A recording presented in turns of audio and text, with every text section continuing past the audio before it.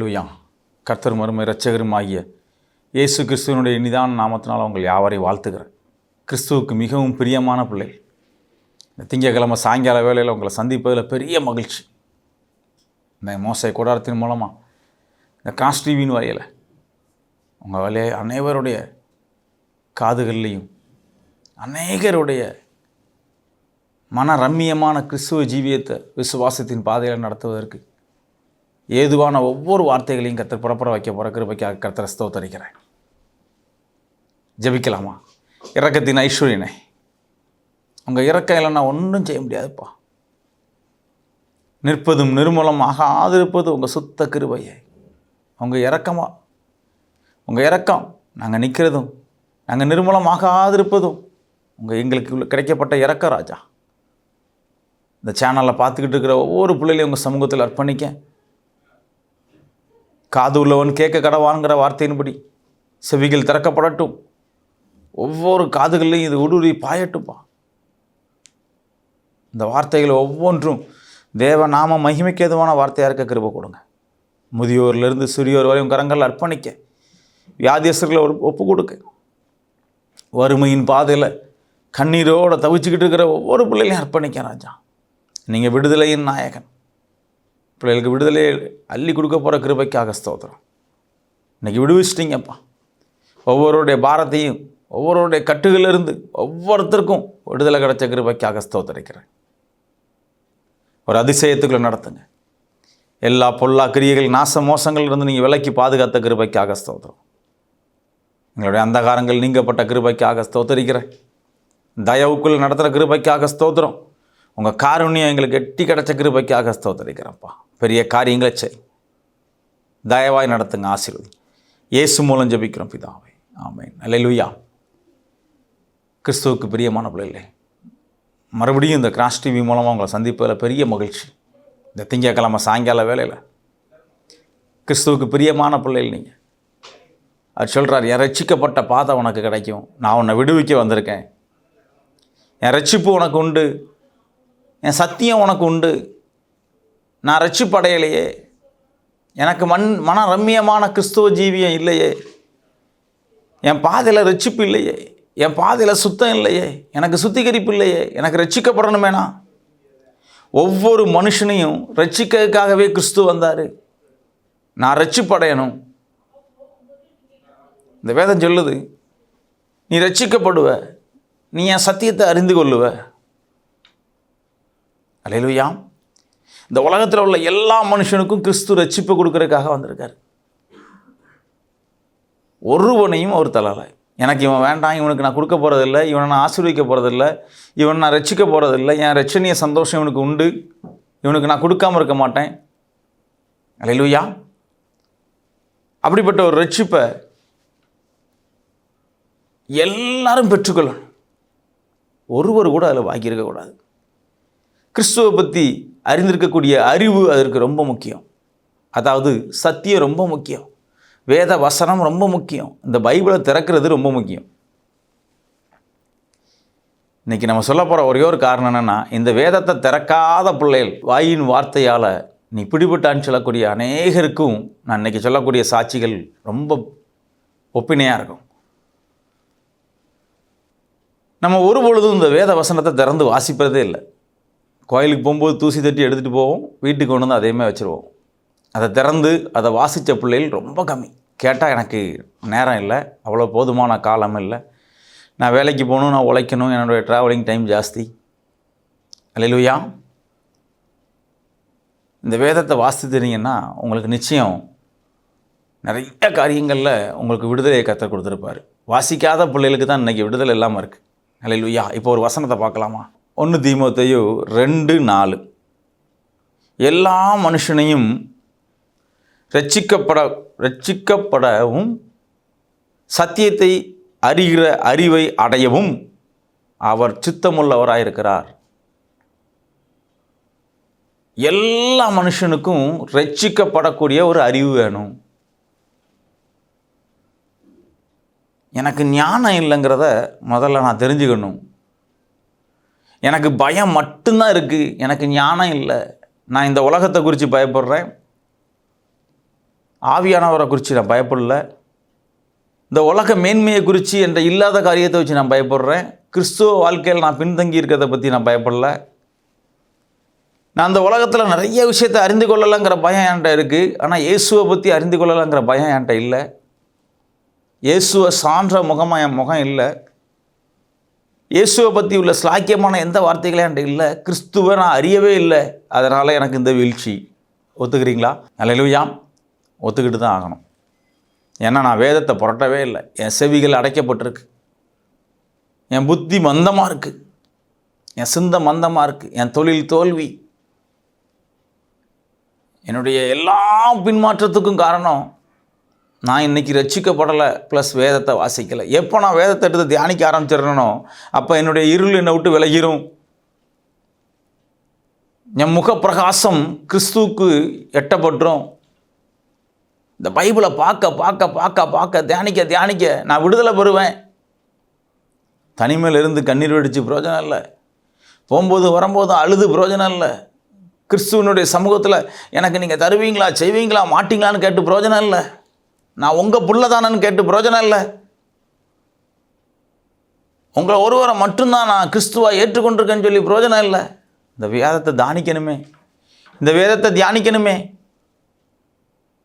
இந்த வேதத்தை நீங்கள் தியானிக்கும்போது, இது அறியக்கூடிய அறிவு உங்கள் சமூகத்தில் இருக்கும்போது, உங்கள் மத்தியில் இருக்கும்போது, கர்த்தர் உங்களை விடுவிக்க வல்லவர். கர்த்தர் உங்களை விடுவிக்க வல்லவர். அவர் அழகாக சொல்கிறார், என் பையனுக்கும் என் பிள்ளைக்கும் என் ரட்சிப்பை நான் கொடுப்பேன். என் சத்தியத்தை அறியக்கூடிய அறிவை நான் கொடுப்பேன். நான் மந்த புத்தியை எடுத்து போடுவேன். ஸ்கூலுக்கு போகிற பிள்ளைகிட்ட சொல்லுங்கள், காலையில் ஒரு வசனம் வாசிச்சுட்டு போ, ஒரு வசனம் மனப்படமாக சொல்லிட்டு போ. எப்போ அந்த பழக்கத்தை உனக்குள்ளே உண்டு பண்ணுறியோ அப்போ நீ ஆள் பாஸ் ஆயிடுவேன்னு சொல்லுங்கள். நீ எல்லாத்துலேயும் தேர்ச்சி பெற்றுவ. அல்லேலூயா. நீ எல்லாத்துலேயும் தேர்ச்சி பெற்றுவ.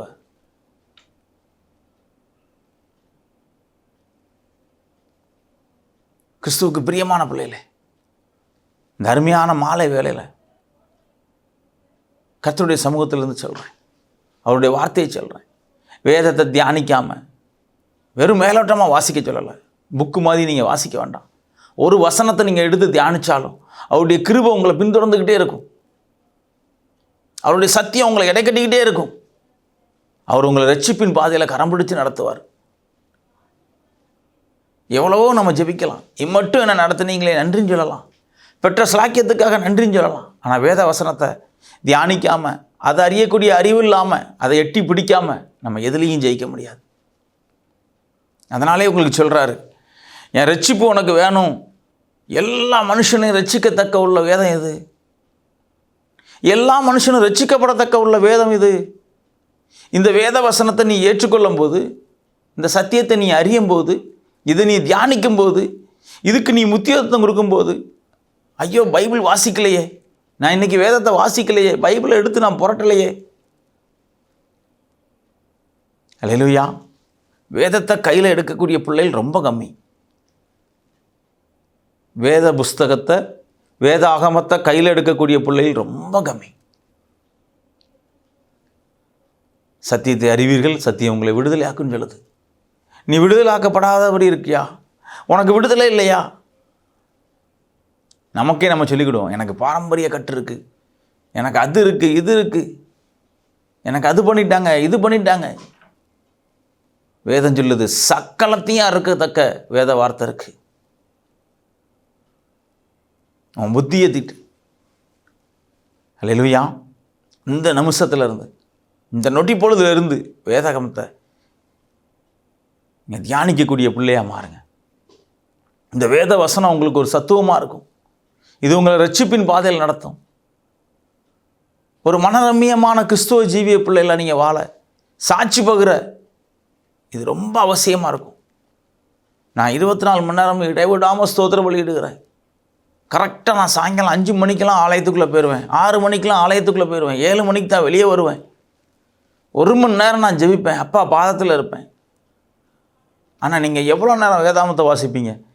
வேதம் வாசிக்க எனக்கு நேரமே இல்லை. வேதம் வாசிக்க எனக்கு நேரமே இல்லை. நான் மனப்பாடமாக ஒரே ஒரு அதிகாரத்தை மட்டும் வச்சுருக்கேன். அதை மட்டும் அப்பப்போ நான் சொல்லிடுவேன். சங்கீதம் 91 மட்டும் நான் அதிகமாக சொல்லிடுவேன். அவர் மனப்பாடமாக ஏதாவது ஒரு விஷயத்தை மட்டும் வச்சுருப்பார். அதை மட்டும் உங்களுக்கு செய்வார். ஹல்லேலூயா. இந்த வேதத்தின் மேலே நீ பிரியம் வச்சிருக்கியா? இந்த வேதத்தின் மேலே நீ அன்பு வச்சிருக்கியா? இந்த வேதத்தை எடுத்து நீ தியானிப்பியா? உன் கண்ணீர் மாறும் மகனே. உன் துர்க்க நாட்கள் முடிந்துடும் மகளே. ஐயோ, நான் தனிமையில் இருக்கனே, நான் தனிமையில் இருந்து கொண்டு போராடிக்கிட்டு இருக்கனே, என் பாரம், என் துக்கம், என் அவமானத்தை கர்த்தர் பொறுப்பெடுக்க மாட்டாரா? இந்த ஸ்லாக்கியம் கர்த்தரால் உண்டாகுன்னு சொல்லி எழுதப்பட்டிருக்கு. எனக்கு இந்த ஸ்லாக்கியமான காரியத்தை அவர் நடத்தி தர மாட்டாரா? அவருடைய கிருபை என்ன சூழ்ந்து கொள்ளாதா? அவருடைய தயவு எனக்கு கிடைக்காதா? எத்தனை பிள்ளைகள் ஏங்கிட்டு இருக்கீங்க? சக்கல பேருக்கு சொல்கிற வார்த்தை 2 தீமோத்தேயு 2:4, நீ ரட்சிக்கப்படுறதுக்காகவே, உனக்கு ரட்சிப்பை கொடுக்கறதுக்காகவே, உன்னை விடுவிக்கிறதுக்காகவே இந்த சத்தியம் உருவாக்கப்பட்டிருக்கு. உன் கையில் இருக்கக்கூடிய வேதாகமம் சாதாரண புஸ்தகம் அல்ல. அது ஜீவன் உள்ளது. அது ஜீவாதிபதியினுடைய வார்த்தை. அதை வாசிக்கும்போது உனக்கு விடுதலை உண்டாகும். அதை நீ தியானிக்கும் போது உனக்கு ரட்சிப்பு உண்டாகும். அதை நீ ஏற்றுக்கொள்ளும் போது உனக்கு சந்தோஷம் உண்டாகும், மன மகிழ்ச்சி உண்டாகும். இந்த வருஷத்தினுடைய கடைசிக்குள்ளே வந்து நிற்கிறோம். எவ்வளவோ அழிவு, எவ்வளவோ பாதிப்பு, எவ்வளவோ காரியத்திலிருந்து நம்மளை மீட்டு நம்ம இரட்சகர் நம்ம கரத்தை பிடிச்சு நடந்து வரார். நம்ம கூடவே இருக்கிறார். இந்த ஸ்லாக்கியம் எத்தனையோ பேருக்கு இல்லை. எத்தனையோ ஐஸ்வர்யவான்களுக்கு அவங்களுடைய பணமும் அவங்களோட ஆஸ்தியும் அவங்கள காப்பாற்றலை. ஆனால் இந்த நாமம் உள்ள பிள்ளைகள், இந்த தேவ நாமம் தரிக்கப்பட்ட பிள்ளைகள் ஒரு சிலர் நமக்கு இதுவரையும் நடத்தி வந்திருக்காரு, பாதுகாத்திருக்காரு, தாங்கியிருக்காரு, சுமந்திருக்கார். அவர் சொல்கிறது ஒன்றே ஒன்று தான், எனக்கு பிரியமான பிள்ளைகளே, இந்த வேதத்தை தியானிங்க, இந்த வேத வசனத்தை ஏற்றுக்கொள்ளுங்க. இதை நீங்கள் உட்கொள்ளும்போது அவர்களிலிருந்து அநேக ஸ்லாக்கியம் உங்களுக்கு புறப்படும். ஜெபிக்கலாமா? இரக்கத்தின் ஐஸ்வர்யனே, இந்த மாலை வேலையில் நாங்கள் நிதானிக்கோம்ப்பா. இனி இந்த அவசரம், படபடப்பு, பதட்டம் எதுவும் எங்களுக்கு வேண்டாம். நிதானமாக உங்கள் வேதத்தை நாங்கள் வாசிக்க, தியானிக்க, எங்கள் கால் வழுகாதபடி, சிக்கிக்கொள்ளாதபடி உங்கள் கரம் எங்களை மீட்கணும். அதிகமாக இந்த வேதத்தோடு நாங்கள் ஒன்று இணைஞ்சு வாழ எங்களுக்கு சாக்கியத்தை கொடுங்க. கண்ணீரோட பாரத்தோடு அந்த சேனலை பார்த்துக்கிட்டு இருக்கிற ஒவ்வொரு பிள்ளைகளையும் உங்கள் சமூகத்தில் திறந்தாழ்த்தி அர்ப்பணிக்க. உங்கள் தயவு பிள்ளைகளுக்குள்ள ஆளுகச்சேட்டும். நீங்கள் இரக்கத்தின் ஐஸ்வர்யனாக இருந்து பிள்ளைகளை வழிநடத்த போகிற தயவுக்காக ஸ்தோத்திரிக்கிறேன். இந்த சேனலை பார்த்துக்கிட்டு இருக்கிற ஒவ்வொரு பிள்ளைகளுக்காக ஜெபிக்கிறேன். இந்த சேனலுக்காக ஜெபிக்கிறேன். இதில் பணிபுரியக்கூடிய ஒவ்வொரு பிள்ளைகளுக்காக ஜெபிக்கிறேன். தேவ தயவு பிள்ளைகளுக்கு கிருபையாக இறங்கட்டும். அடிமையும் தாழ்த்தி அடிமை குடும்பத்தையும் ஒப்பு கொடுக்க பெரிய காரியங்களை செய்யுங்க, ஆசீர்வதி. இயேசு மூலம் ஜெபிக்கிறோம் பிதாவே, ஆமென். அல்லேலூயா.